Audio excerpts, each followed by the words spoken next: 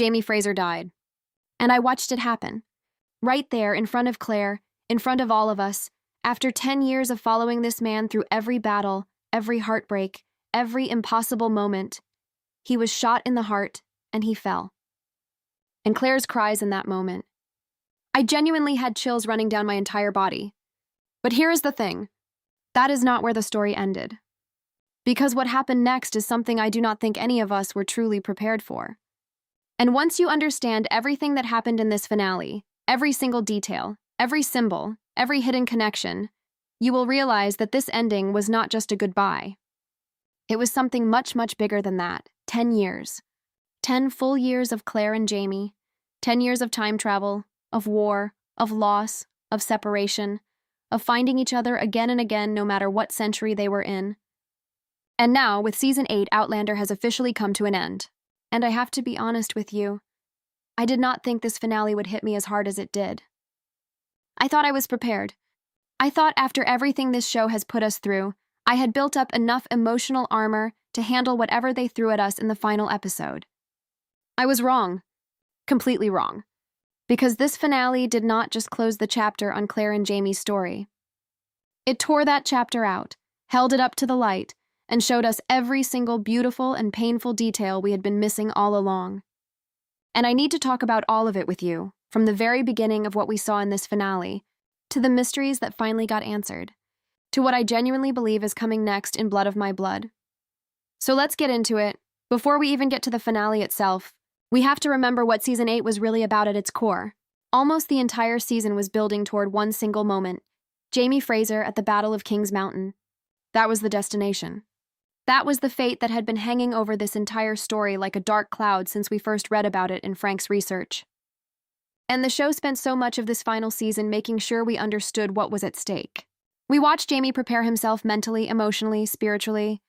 We watched him come to terms with the idea that this battle might be where his story ends.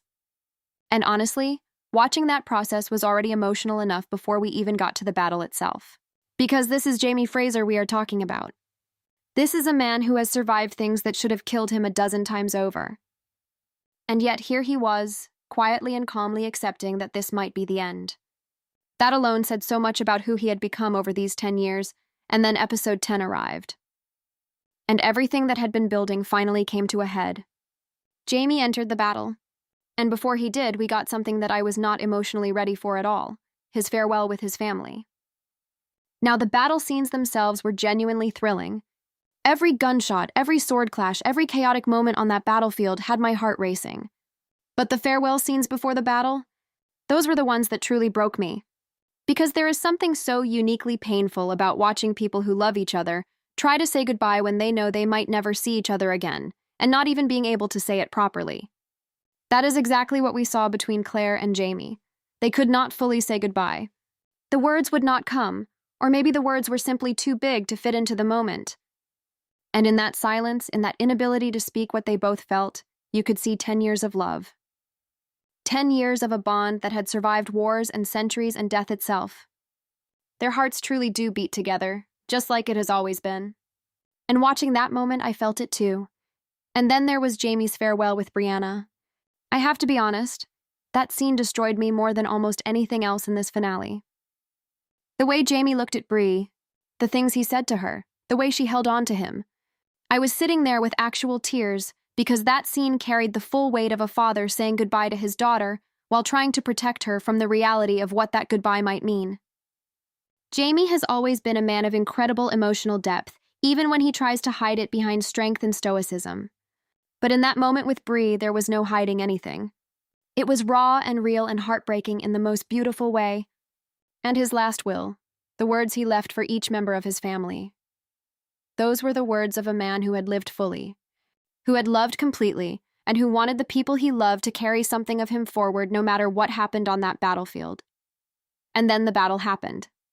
And I have to say, the way this show filmed the Battle of King's Mountain was genuinely impressive. It was loud and terrifying and chaotic, exactly the way a battle like that should feel. And my heart was jumping with every single moment, just like Claire's was. Every sound made me tense. Every close call made me hold my breath. Because we knew what was supposed to happen to Jamie.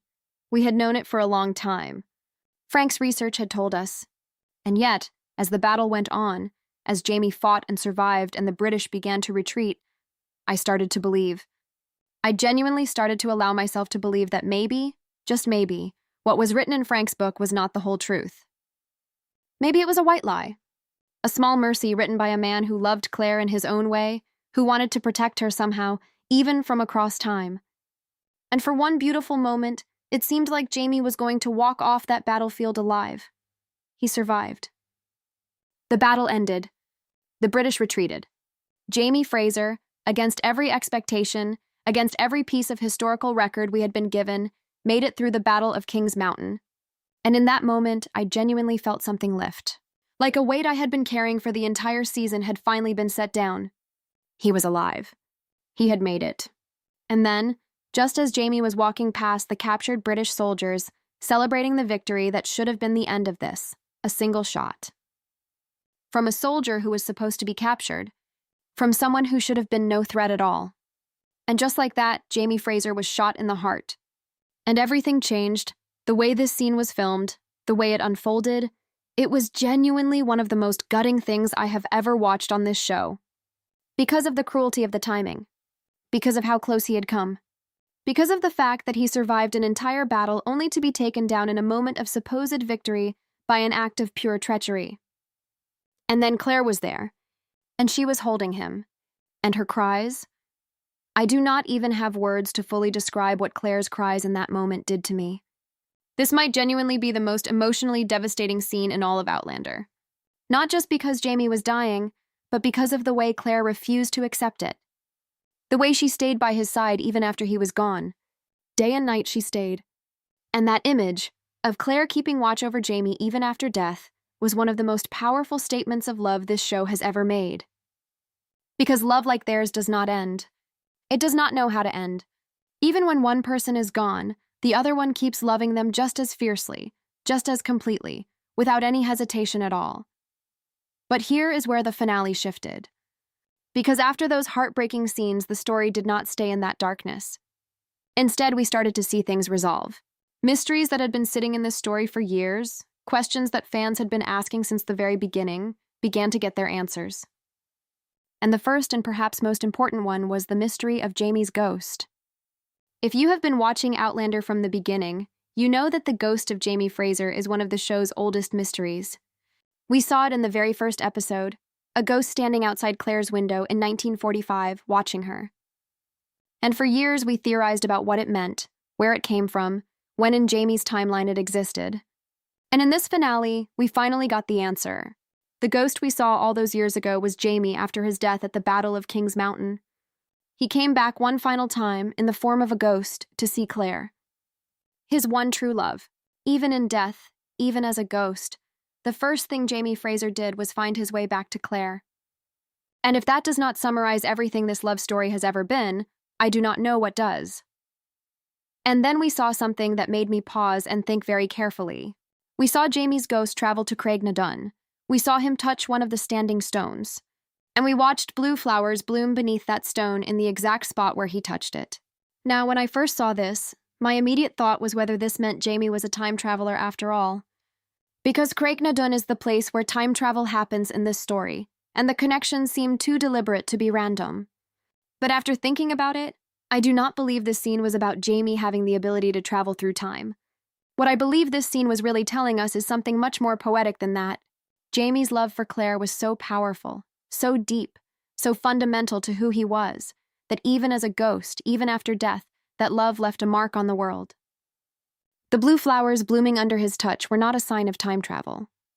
They were a symbol of his presence, a symbol that Jamie Fraser would never truly leave, that he would always be watching over Claire, always be connected to her, always be there in ways that the living world might not fully see but would still feel.